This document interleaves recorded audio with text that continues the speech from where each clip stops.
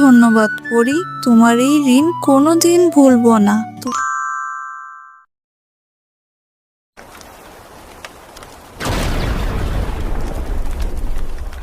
মা, বাইরে তো আজ অনেক বৃষ্টি হচ্ছে। হ্যাঁ রে টুনি, বৃষ্টি দেখে তো মনে হচ্ছে এবার বন্যা হবে। কি বলছো মা, বন্যা হবে? আমার খুব ভয় করছে। আর দেখো বাইরে কিভাবে বিদ্যুৎ চমকাচ্ছে। মা, বন্যা হলে আমাদের ভাসিয়ে নেবে না তো?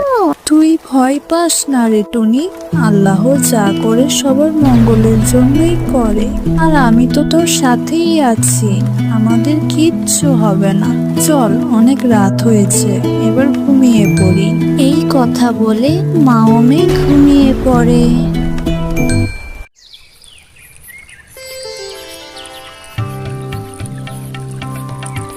মা, ওঠো।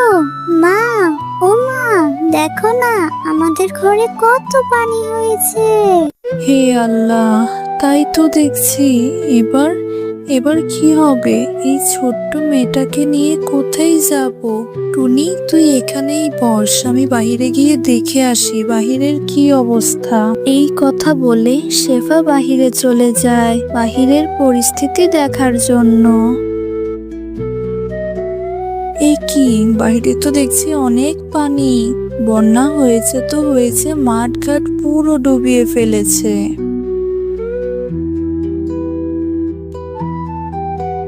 মা টুনি, এই বন্যায় অনেক পানি হয়েছে রে মা, সারা গ্রাম পানিতে তলিয়ে গেছে।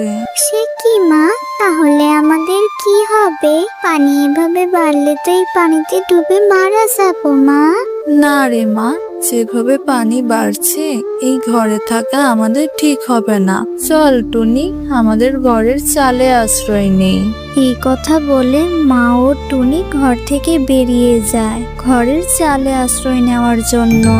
মা, আমাদের থাকার জন্য তো একটা জায়গা পেলাম, কিন্তু খাবো কি মা? আমার তো খুব খিদে পেয়েছে। মারে, এখন তো আমাদের কাছে খাওয়ার মতো তেমন কিছু নেই, তবে কিছু শুকনো মুড়ি আছে। তুই এখন এগুলো কষ্ট করে খেয়ে নে মা। ঠিক আছে মা, চলো তুমি আর আমি দুজনে মিলে খাই। না রে মা, তুই এখন খেয়ে নে, আমি এখন খাবো না, আমার খিদে পাইনি। দেখো না মা, ওই দিক থেকে একটা নৌকা ভেসে আসছে। হ্যাঁ রে মা, তাই তো দেখছি, হয়তো আল্লাহ আমাদের উপর দয়া করেছে রে মা। মা চলো, আমরা এই নৌকা দিয়ে খাবার খুঁজে আনি। মারে, এই বন্যায় তো সবারই আমাদের মতো অবস্থা, তাই আমরা খাবার কোথায় পাবো রে মা? তার চেয়ে বরং চল নৌকা দিয়ে আমরা অন্য কোথাও নিরাপদ জায়গায় চলে যাই। এই কথা বলে তারা মা ও মেয়ে নৌকা দিয়ে চলে যায় নিরাপদ স্থানের খোঁজে। মা, আজ দুদিন যাবতই নৌকায় ভাসছি, এখনো যে কোনো নিরাপদ জায়গার খোঁজ পেলাম না। এদিকে খিদেই আমার পেটটা জ্বলে যাচ্ছে। তুমি কিছু একটা করো মা, কিছু একটা করো। মারে, আমি যে অসহায়, আমি তোকে এখন কোথা থেকে খাবার এনে দেবো রে মা? আল্লাহ নিশ্চয়ই একটা ব্যবস্থা ঠিক করে দেবে। কাঁদিস না মা, কাঁদিস না।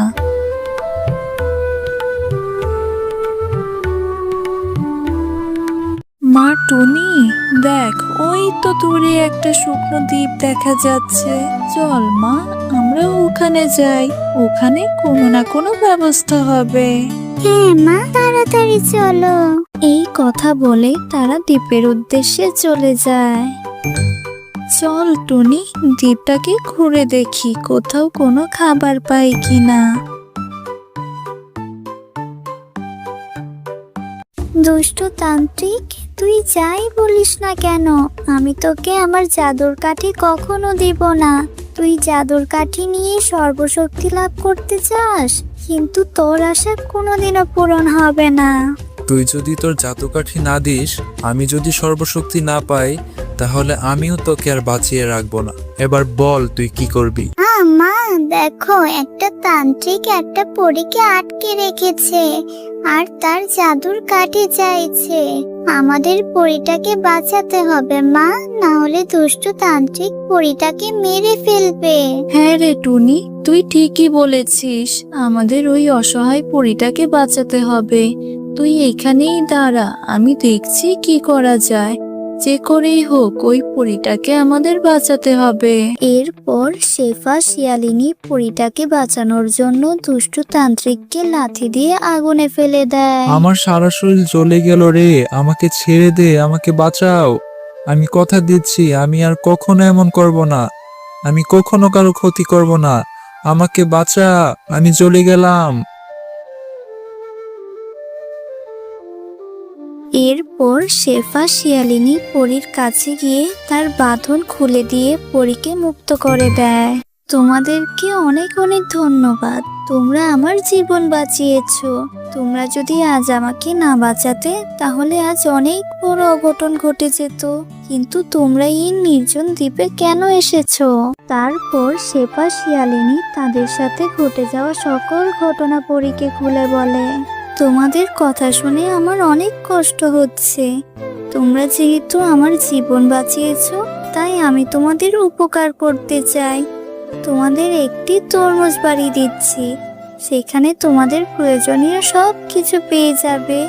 সেই বাড়িতে তোমাদের কোনো অভাব হবে না।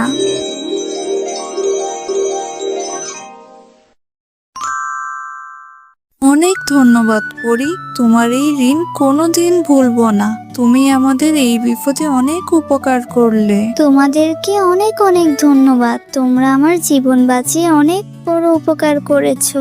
আমি তোমাদের কাছে কৃতজ্ঞ থাকবো। এবার আমি আসি। এই কথা বলে পরি সেখান থেকে বিদায় নিয়ে চলে যায়। মা, আমরা এখন যা ইচ্ছে তাই খেতে পারবো। আমাদের আর কোনো অভাব থাকবে না, তাই না মা? আমাদের আর পথে পথে ঘুরতে হবে না। হ্যাঁ রে মা, আল্লাহ এতদিনে আমাদের উপর মুখ তুলে তাকিয়েছেন, তাই তো পরীর মাধ্যমে জাদুর তরমুজ বাড়ি উপহার দিয়েছেন। হ্যালো ছোট্ট বন্ধুরা, গল্পটি ভালো লাগলে অবশ্যই সাবস্ক্রাইব করে দিবে এবং পাশে থাকা বেল আইকনটি প্রেস করে আমাদের সাথেই থাকবে। ধন্যবাদ।